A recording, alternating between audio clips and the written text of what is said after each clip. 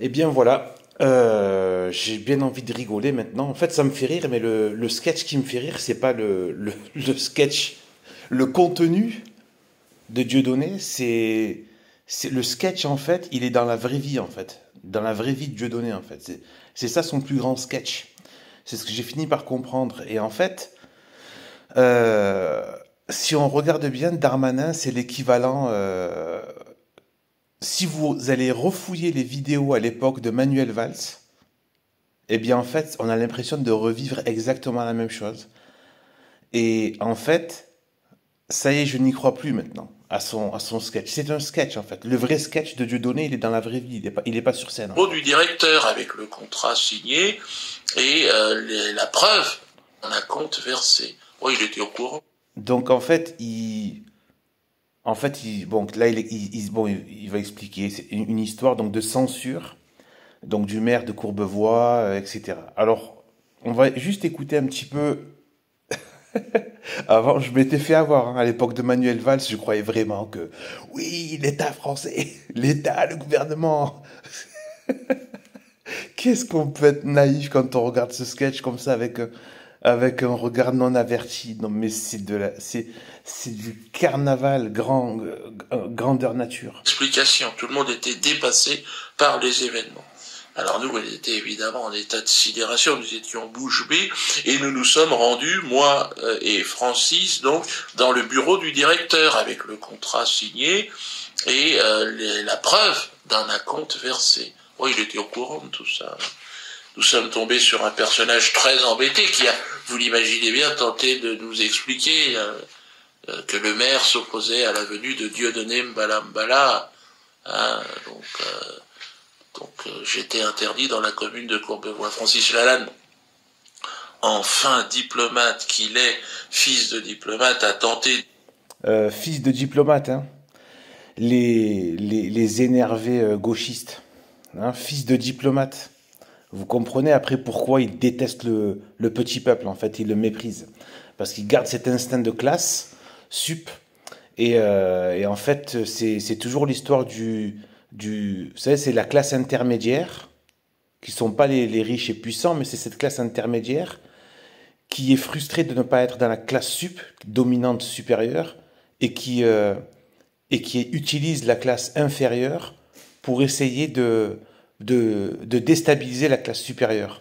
Mais en fait, ils finissent toujours des gros collabos parce que bon, voilà. Et donc, père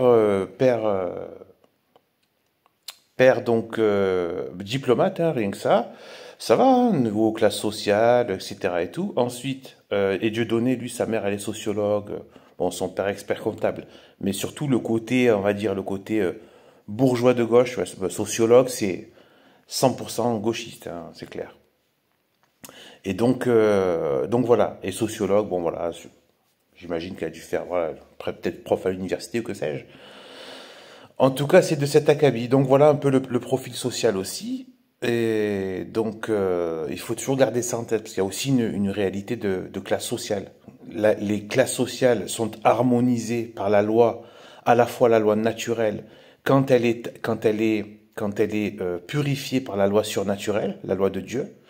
Ça s'appelle la Sainte Société catholique, la vraie société catholique, pas la perfidie qui aujourd'hui occupe le Vatican, mais la vraie société catholique ultra traditionnelle crée, purifie tout en fait. C'est sûr qu'une société laissée à l'état de nature, c'est la barbarie, c'est sûr, parce que l'homme a le péché originel en lui, donc forcément, ça va être tout, la prédation du pouvoir, domination, etc., expropriation, prédation sexuelle, etc., etc. Et ensuite, au niveau de la dinguerie spirituelle, ça va être l'occultisme. Ça va être l'idolâtrie, l'occultisme et travailler avec les démons, etc., etc. Et tout ça va marcher ensemble. C'est ce que nos modernes, notamment des historiens de gauche, etc., toutes ces profs de ces universités de gauche, qui nous ont vanté la Rome antique et la Grèce antique, alors c'était que des systèmes d'idolâtrie, d'esclavagisme, de guerre, de sang et de méchanceté. Voilà, aucune justice, rien. C'était que misère en fait. Et des misères les unes les plus affreuses les unes que les autres, variées. Donc en fait, voilà un peu le profil. Et donc on continue. Expliquer d'abord au directeur de la ville, puis ensuite aux policiers, hein, que cet arrêté municipal était complètement illégal. Mais au-delà de tout ça, qu'il nous avait été notifié, cet arrêté, hors délai, c'est-à-dire bien après le délai Là, notez un peu le côté, l'aspect technique administratif. légal qui impose que la notification doit intervenir donc 15 minutes avant le début du spectacle. Alors que là, nous étions donc même pas, c'était fini, on était à 2 minutes avant, et tout cela devant témoins, hein, et pas n'importe lesquels témoins, puisque les forces de l'ordre étaient elles-mêmes témoins, hein, que cet arrêté était arrivé hors délai. Hein. Je vous prie de regarder. Hein, c'est éloquent. Sincèrement, je doute qu'ils prennent la peine. Alors là, vous voyez la technique de faire montrer ce qui s'est passé. Ça donne l'impression, ça donne une sorte de, justement, ça donne une vérité, ça donne quelque chose de réel. Waouh, c'est du réel tout ça. Sincèrement, je vais être très honnête avec vous, c'est pas comme ça qu'on procède en général. Simplement, moi, je vais lui faire part de ce que vous me dites. Oui. Et ensuite, ils jugeront des instructions à nous donner. D'accord? Pour l'instant, j'attends juste que mon collègue termine sa conversation avec Je vous. voudrais quand même que vous signiez que cet arrêté nous a été porté hors délai. Quel est le délai? Le délai, c'est 15 minutes et il est arrivé même pas à 10 minutes avant. Voilà. Une fois les forces. Donc vous voyez, je ne dis pas que les policiers, tout ça, sont des acteurs. Bien évidemment que non. Même le personnel du théâtre et tout ça, ne sont même le directeur du théâtre, tout ça, ce sont des acteurs malgré eux. Ils sont entraînés dans une situation, après je vais vous expliquer pourquoi. De l'ordre retiré, alors nous étions confiants, hein, de notre bon droit, nous nous sommes préparés, évidemment. Voilà, donc là, je voulais en arriver à ça par rapport à l'aspect technique administratif. Nous étions confiants dans notre bon droit.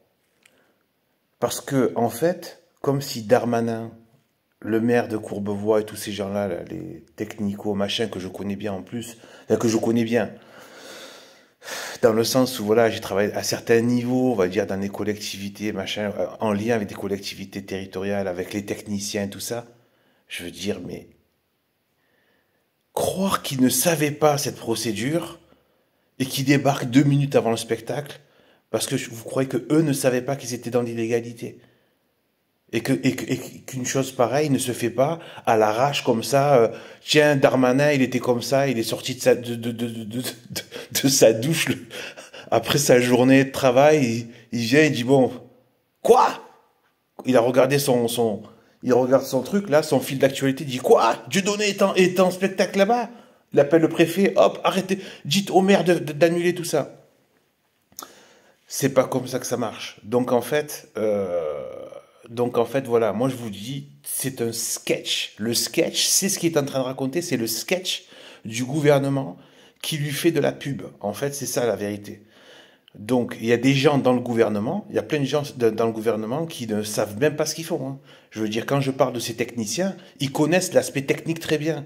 Donc, c'est pour ça qu'ils sont en général, ils vous regardent un peu avec un regard de poisson, comme ça, ils vous disent, ouais, bon, j'ai le regard dans le vide, ouais, il y a des choses, des fois, qui nous dépassent dans